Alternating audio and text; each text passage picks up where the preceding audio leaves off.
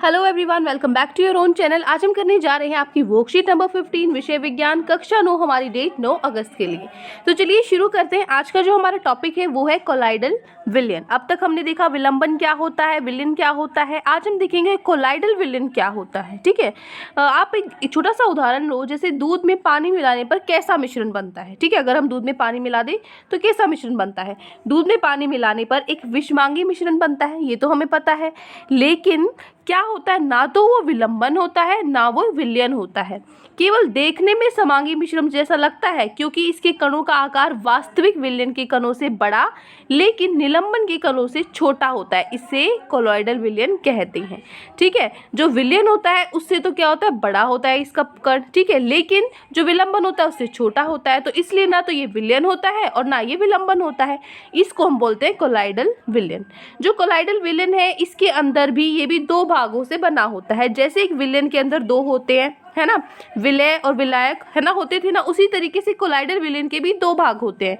विलय और विलायक की जगह यहाँ पर क्या है, परिक्षिप्त प्रावस्था और प्रक्षेपण माध्यम। ठीक है, जिसके अंदर मिलाया जाए, ठीक है, वो तो क्या हो जाएगा, माध्यम। और जिसको मिलाया जाए, जिसे मिलाया जा रहा है, वो क्या हो जाएगा, प्रावस्था। ठीक है, तो जैसे दूध और पानी के मिश्रण में दूध में उपस्थित प्रोटीन और वसा के कण परिक्षिप्त प्रावस्था और पानी परिक्षेपण माध्यम है।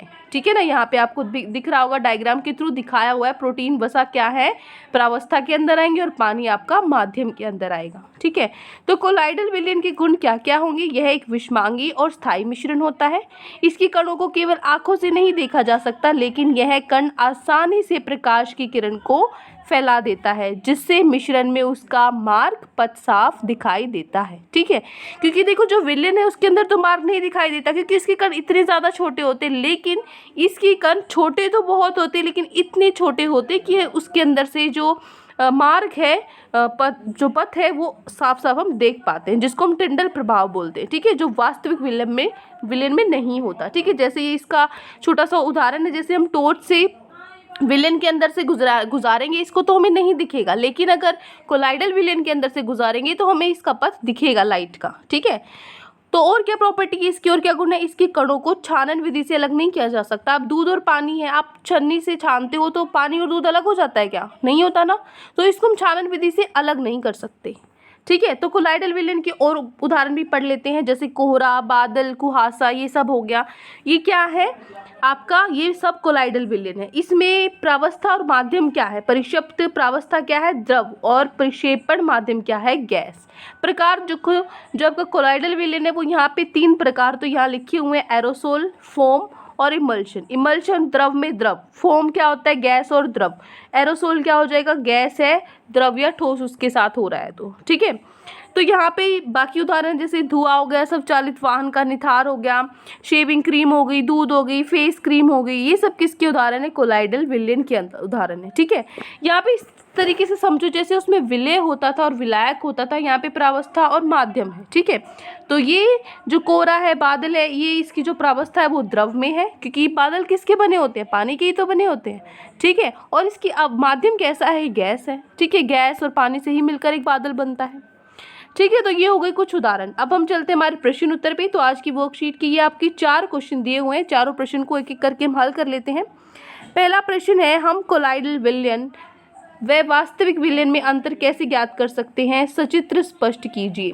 कैसे कर सकते हैं, तो लिखोगे, आपको पिक्चर बना के ये समझाना है कि किस तरीके से ये दोनों में, इनमें क्या क्या अंतर है।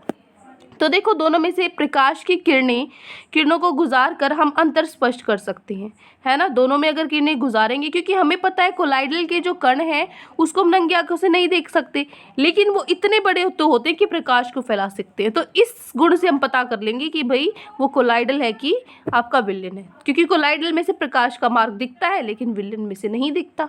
ठीक है, इस तरीके से हमें अंतर पता लग जाएगा एक कोलॉइडल और विलयन के अंदर। अब साथ में चित्र बना के दिखाना, तो चित्र बना के दिखा लेते हैं। ये रहा आपका चित्र। जब आपने यहाँ पे टॉर्च है, जो आपकी बैटरी है, आपने विलयन के अंदर से निकाली तो आपको पथ नहीं दिखाई दिया, लेकिन कोलॉइडल के अंदर से निकाली तो आपको पथ दिखाई दिया। ठीक है, तो ये आपका हो गया प्रश्न नंबर 1। ये पहले क्वेश्चन लिखना है, उसके बाद ये आंसर लिखोगे और नीचे ये डायग्राम भी बनाना ज़रूरी है। ठीक है, नीचे ये डायग्राम भी बनाना जरूरी है, इसमें आप दिखा सकते हो नीचे विलयन और कोलॉइडल लिख के। क्लियर। पहला प्रश्न हो गया। अब चलते हैं दूसरे प्रश्न पे। दूसरा प्रश्न है, निम्नलिखित कोलाइडल विलयन की परिक्षेपण माध्यम व परिक्षेप प्रावस्था लिखें। तो देखो, धुआं, कोहरा, बादल, इनका लिखना है। धुआं का जो प्रक्षेपण माध्यम क्या है? गैस है। ठीक है, धुआं किससे बना होता है? गैस।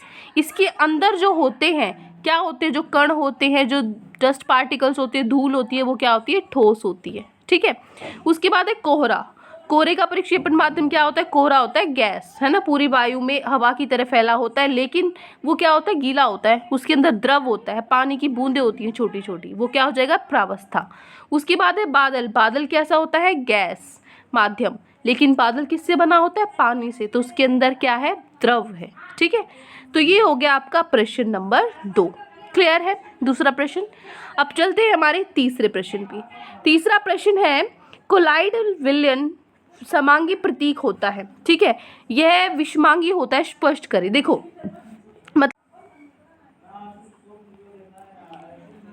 तो देखो, जो कोलाइडल विलयन है, कोलाइडल विलयन समांगी प्रतीक होता है। दिखता तो समांगी है, लेकिन जो इसके कण है उसको हम नंगी आंखों से नहीं देख सकते, क्योंकि है ना, इसलिए समांगी होता है। क्योंकि जो समांगी है उसके जो कण है वो इतने ज़्यादा छोटे होते हैं। ठीक है, वो बहुत छोटे होते हैं, लेकिन इसके जो कण है प्रकाश को तो फैला देते हैं ना, और प्रकाश पर दिखाई देता है हमें, इसलिए ये क्या है? विषमांगी होते हैं। ठीक है ना, ये पूछा है कि ये दिखते तो समांगी है, लेकिन होते विषमांगी। क्यों? समांगी तो इसलिए दिखते हैं क्योंकि इतने ज़्यादा छोटे होते हैं, लेकिन विषमांगी होते हैं क्योंकि ये टिंडल इफेक्ट है, उसको फॉलो करते हैं, है ना। जो प्रकाश है उसका पथ हमें दिखाई देता है, प्रकाश को फैलाते हैं ये। ठीक है, तो ये हो गया प्रश्न नंबर 3। चौथा प्रश्न है, आखिरी प्रश्न आपकी वर्कशीट का, निम्न में से कोलाइडल विलयन छाटिए। आपको इसमें से छाटना है कोलाइडल कौन सा है। नमक और पानी कैसा है? नमक और पानी तो पूरा घुल जाता है, ये तो विलयन है, कोलाइडल थोड़ी है, ये तो विलयन है। साबुन और पानी, बिल्कुल। साबुन और पानी कैसे पता लगा मुझे? क्योंकि जो विलंबन होता है उसके तो अलग से जो कण होते हैं, बड़े होते हैं, अलग से दिखते हैं मुझे। ठीक है, साबुन के तो नहीं दिखते मुझे अलग से कण, लेकिन ये क्या होता है? पूरी तरह से उसकी तरह समांगे भी नहीं होता, घुलता भी नहीं है पूरा। ठीक है, तो ये तो ना तो ये विलयन है ना ये विलंबन है। किसके अंदर आ जाएगा? ये कोलाइडल के अंदर आ जाएगा, साबुन और पानी। उसके बाद है रेत और पानी। रेत और पानी तो विलंबन है, अलग से दिखता है कि जो रेत है उसमें हमें पानी में अलग से दिखता है, उसमें घुलता नहीं, नीचे बैठ जाता है। ठीक है, तो ये क्या है? विलंबन है।